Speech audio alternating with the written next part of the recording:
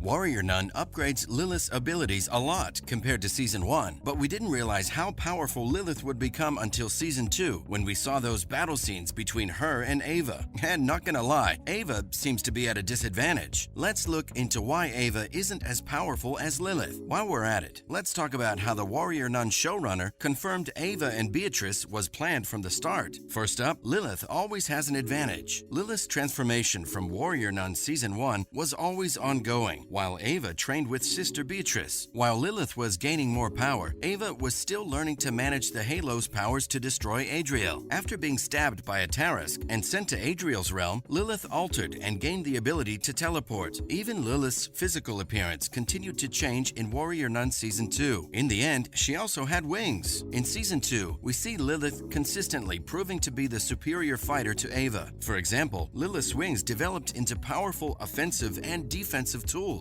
Ava was obviously very confused and at a huge disadvantage when Lilith combined her teleportation and flying abilities. She honestly could have easily died if the Halo hadn't given her a healing factor. But the thing is, Lilith can also heal herself quickly now. If you think about it, there were primarily two reasons why Ava found it difficult to resist Lilith's influence. First, Adriel constructed a crucifix in his cathedral that can both dampen and turn off Ava's Halo powers. In the meantime, the holy power source that keeps the Warrior Nun alive and mobile, the Halo, drains Ava's power faster with each use. Ava would either become a quadriplegic again without the Halo or might pass away instantly. Lilith's abilities, on the other hand, aren't constraining in that way. Coming up, Ava still managed to beat Lilith. Ava consistently defeated Lilith, despite Lilith having superior strength, and in both encounters, it was Ava who always ended up winning. Lilith tried to use her talents to pull the Halo off Ava's chest while she was helpless and stuck on a sword. The Warrior Nun, on the other hand, grabbed a morning star, phased through the barrier, and waited to attack until Lilith walked into the room. When Ava cut the right side of Lilith's face, her enemy ran away. In the last episode of Warrior Nun's second season, Ava used the same attack. She cut Lilith's face again with the Divinium blade, just as Lilith teleported towards her. In Season 2, her fights with Lilith were much better. In fact, Lilith was sure that she had earned the Halo at the time, and she didn't like how Ava denied her destiny with the order of the Cruciform Sword for her own benefit. Even though the Halo's powers helped Ava, every fight she had with Lilith in the first season of Warrior Nun was kind of unfair. Season 2 showed more exciting fights between the more skilled and powerful Halo bearer and her winged other dimensionally powered enemy. It seems like Season 1 could only hint at what was about to come. Lastly, Lilith becomes one of the good guys again. Lilith initially opposed the idea of asking her sister warriors